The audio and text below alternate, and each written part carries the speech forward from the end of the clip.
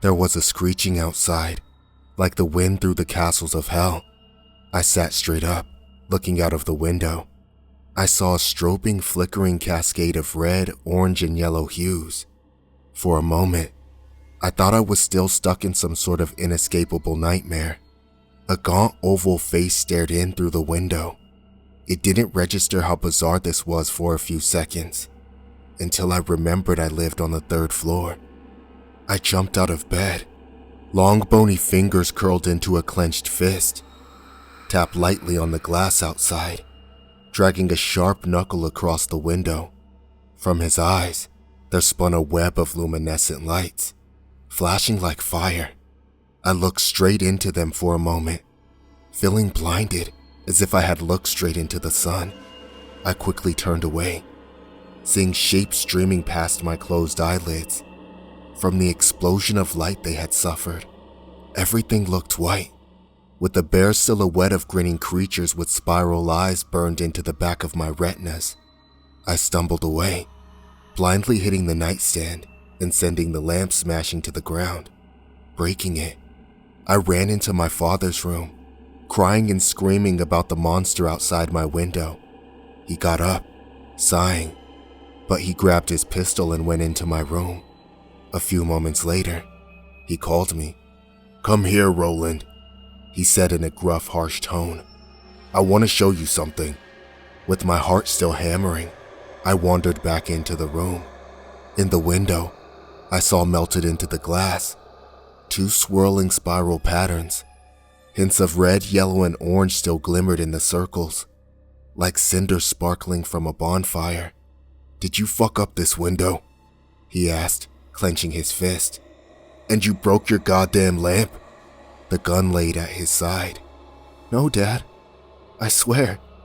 There was someone out there," I started to say. A stinging slap smacked me across the face. "Don't you lie to me, you little shit," he growled. "I work hard for this family, and you have your vapors and little lunatic episodes and wake me up for no reason?"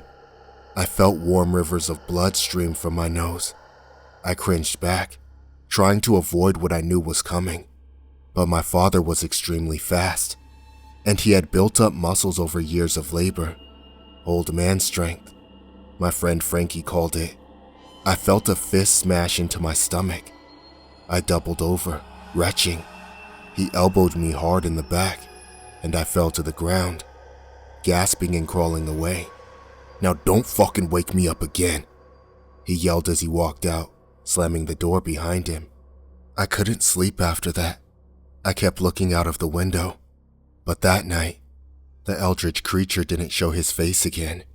I watched the sun rise a few hours later, totally exhausted. I got up, getting ready to go to the middle school. I felt as if I was walking through water, with everything seeming slow and unreal. I noticed a lot of kids were missing from our classes. In some of my classes, nearly half of the kids were absent. I asked a couple friends about it. Most of them didn't know any more than I did, but a few had heard rumors. I heard there's an outbreak of some weird disease going around. My buddy Frank told me in the hallway. My brother works as an EMT and he said 911 was getting flooded with calls. He wouldn't tell me exactly what was wrong with the people, but he says it was horrible. "What made it so horrible?" I asked. He shrugged. "They kept bleeding from their eyes, their noses, their mouths, everything. I don't know what the hell causes that. Maybe Ebola or some secret Chinese virus.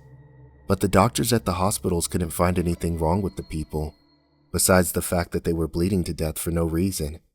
"So did they die?" I asked, horrified. He nodded. "Yeah, a few.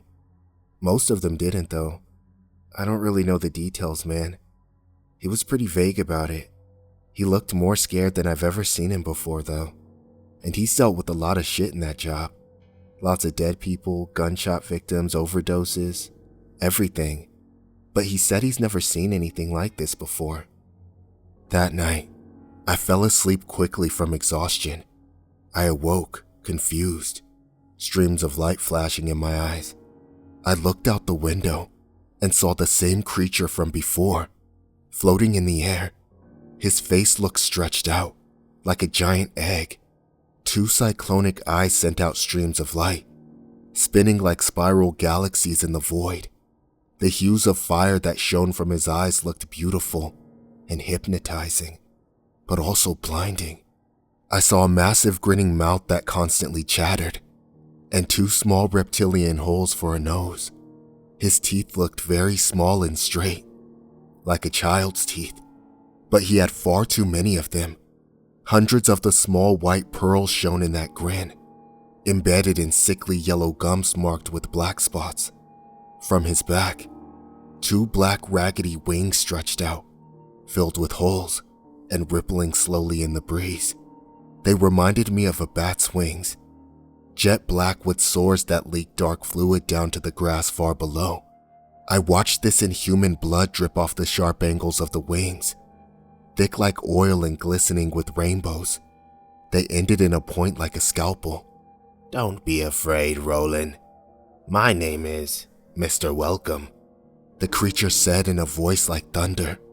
"And I am your guardian angel. I am here to protect you from the evil that now invades your town. For without my help, you will most surely die." Mr. Welcome told me many things. His booming voice seemed to shake the floor, and I wondered if he would wake my father up. But Mr. Welcome assured me that only the person he spoke to would hear him. "Our communication occurs in your mind and my mind. Though it may sound like it comes from outside you, it is within you. You might hear your heart beating in your ears, after all, but that heart is still inside you, and I am the same. For you and I are one. In a way, I am closer to you than your own heartbeat. I can see all the dark pits in your soul, where black twisted things grow in the shadows. And we all have that, Roland. It should be embraced, not shunned, but also as your guardian angel." He said, "I have to tell you some bad news. There is an outbreak of Satan's leprosy in your town." I repressed an urge to laugh. "Satan's leprosy?" I asked, bemused. "Is that an actual disease?" The more I stared into Mr. Welcome's eyes, the more I felt myself trusting him, opening up to him. I couldn't believe how scared I had been before, in an alien kind of way. He looked beautiful, and the more I watched him, the more I felt myself accepting his presence. And yet, a small piece of my mind far away in the back still questioned many things he claimed, including being my guardian angel. But the more he spoke, the more I felt myself slipping away and falling under his spell. "Oh yes, Roland, yes," he said slowly. "Satan's leprosy is the worst disease. The mark of Cain, the touch of the devil." His eyes flickered and strobed, sending shadows like black grasping hands dancing across the room. Everything seemed dreamy and unreal. "I will do all I can to protect you, Roland," Mr. Welcome said. "But soon, you may have to start fighting on your own. You may have to start fighting on the side of good. You may have to prove your skill in killing demons. Do you think you can kill some evil, filthy demons, Roland?" A series of visions ran through my mind. Nights of a holy crusade, saints sending out evil spirits, priests burning witches. "I can try," I said, giving Mr. Welcome a friendly smile. The next day, school got canceled. Things began to grow strange in my town, and not just because of Mr. Welcome. I started seeing suspicious black SUVs with tinted windows. They were hanging around the borders of town that morning. And then my friend Frankie ran over to my house, knocking frantically on the door. My dad was a mechanic who owned his own shop and had already left for work. So with school now canceled, I found myself home alone for the day. Frankie's dark brown eyes looked excited and wild. They gleamed with terror and adrenaline. "My parents," he said breathlessly. "There's something wrong with my family. They won't stop bleeding. And their eyes, their faces, they're all wrong, Roland. Something bad is happening." I thought back to Mr. Welcome's warning about the Satan leprosy, and my stomach churned with anxiety. What do you mean, their eyes, their faces? I asked, taking a step back. He had sweat running down his chubby face. His long hair hung over his forehead in wet clumps. He was breathing fast, bent slightly over. It's like their eyes slid halfway off their faces during the night. When they woke up, their faces were sideways. Their mouths drooped down to the right and their noses looked like stretched out worms. Their bodies were just turning into jelly, and the blood wouldn't stop coming out of their eyes and mouths and noses. It soaked the floor. He began to cry, hyperventilating. I thought he might pass out. You've got to be kidding me. A sense of disgust and nausea rising in my abdomen. No disease does that to the human body. That's physically impossible. He shook his head. It wasn't just my family. My neighbors too. Their kids got sick. I tried calling Angela and Mike and a few other people, and none of them are answering their phones. At that moment, I heard the revving of many engines. I saw black SUVs with tinted windows driving slowly down every street. They began to play a pre-recorded robotic speech from some hidden speakers. A 24-hour curfew is now in effect for this area, a cold robotic female voice said. This town is now quarantined. Anyone found on the streets will be subjected to immediate arrest. Return to your homes and stay inside. Do not leave for any reason. Agents will soon come to talk to you and explain everything. Please remain calm. Return to your homes and stay inside. Do not leave for any reason. I pulled Frankie aside, slamming the door and locking the deadbolt. I had a feeling my father would not be coming home today. The sun set early that day, sending red streaks like blood from a crime scene across the clouds. Frankie and I had sat at the table in the kitchen. The cable had gone down now, so there was no TV. Moreover, our phones no longer worked, but the electricity kept running. We were eating the perishable foods first, in case it also went out. I had a package of sliced turkey, mayo, cheddar, lettuce, bread, and milk. We kept eating and drinking as much as we could while we waited, not knowing how long we could end up trapped here or whether food would come in. While we ate, I told Frankie about Mr. Welcome. He has eyes like an angel, I told him. At first, I was scared, but after he talked to me and explained everything, well, I don't feel scared anymore. Frankie gave me a weird look. I thought angels had white wings and swords and looked like Leonardo DiCaprio. Frankie said, frowning. Your angel sounds like some sort of monster. No offense. I laughed. That's all Hollywood crap, I said. Mr. Welcome said all angels look like him. Maybe you'll see your own guardian angel before this is all over. Frankie shuddered. If he looks anything like your guardian angel, I really hope not, he said. And what did you mean by killing evil, filthy? A loud slam at the door made us both jump. I got up from the table and ran over to the peephole. Standing in front of the door, I saw Frankie's older brother, Jesse. He stood in his medic's uniform still, splotches of blood staining the white cloth. Tiny splatters covered his hands and feet. His dark eyes shone with fear and excitement. He ran a blood-stained hand over his freshly shaven head. I ripped the door open, noticing how black and empty the sky looked behind him. Jesse, what are you doing? I asked, surprised.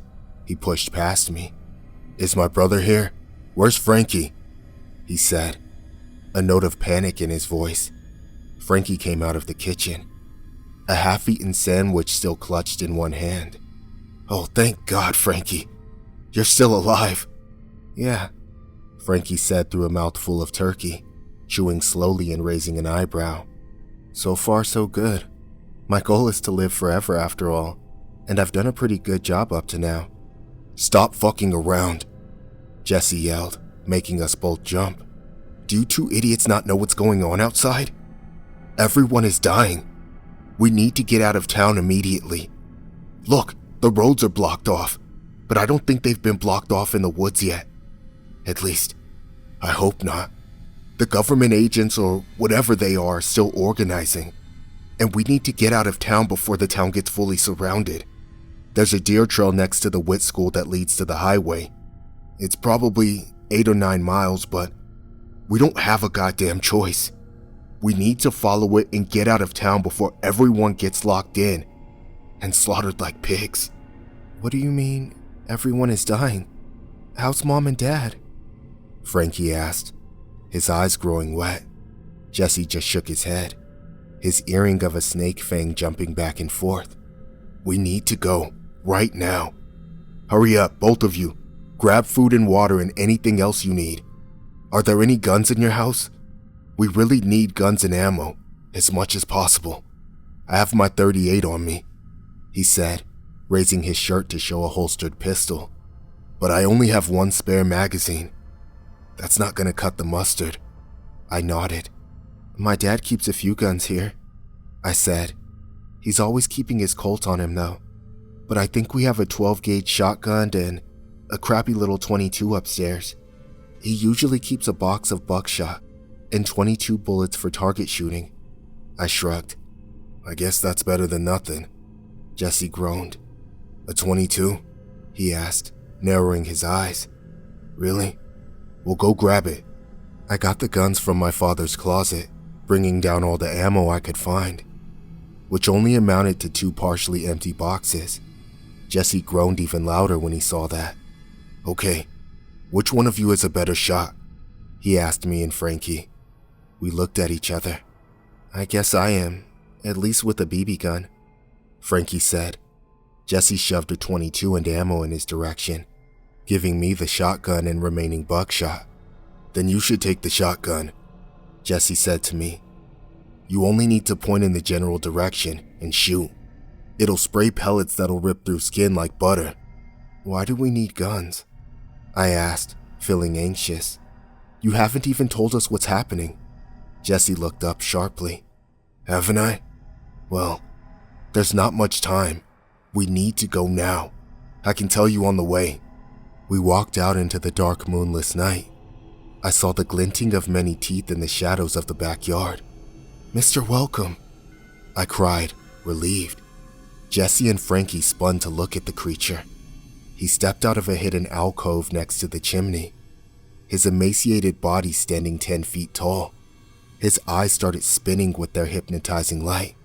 His bat-like wings lazily writhed up and down in the light breeze. I'm so happy to see you. Jesse and Frankie backed up slowly, their eyes filled with horror. Roland, Mr. Welcome said. I would never leave your side, Roland. I am here to protect you. I walked forward, as if sleepwalking, putting my arms out to hug Mr. Welcome. He put his hands on my neck, pulling me forwards. They felt like cold melting gloves of candle wax pressed against my skin. As I hugged his flesh tightly, I felt blood draining from his rotting skin, like soapy water from a wrung-out sponge. I sensed the dark, oily fluid running down my bare hands and arms, smelled the rancid odor like rotting meat. But still, I only felt total love for Mr. Welcome. Roland, a deep, growling voice said from behind me. I turned, seeing my father scaling the back fence. He looked at Jesse and Frankie, dismissing them with his eyes. Then he turned to me and Mr. Welcome. He had his Colt revolver in one trembling hand. Step back from the demon. I looked closely at my father. Blood streamed from his eyes and ears, his mouth and nose. His eyes began to slant, as if the skin had melted at an angle off of his face. His words came out slurred, his lips swollen and asymmetrical. Don't you see what it is, Roland? My father cried louder. Look at it. Look at the goddamn thing. It's not your friend. He fired a shot, but his trembling hand couldn't aim for shit. I saw Frankie's chest explode in a blossoming flower of blood. Frankie grabbed at the bullet hole, surprise coming over his face. He fell back. Now's the time, Roland. Mr. Welcome's voice roared through my mind. Kill the demons. Kill these filthy, disgusting demons. Shoot them in the head. Both of them. I raised the shotgun and fired twice. Mr. Welcome and I walked down the deer trail, hand in hand. Love filled my heart, and I felt a sense of peace. I knew I was protected. He had found a couple of agents in the forest, trying to monitor the trail. When they saw us, they raised their guns and shouted, but Mr. Welcome flew forwards, his wings beating the air like mini cyclones. He grabbed both of their heads and twisted. I heard a sound like the snapping of tree branches during an ice storm, and they fell down, their faces backwards. I know Mr. Welcome comes from God. I have resolved myself to follow him. Like a holy knight on a crusade, Mr. Welcome is my guardian angel, and his voice always guides me to safety, a voice like rushing water.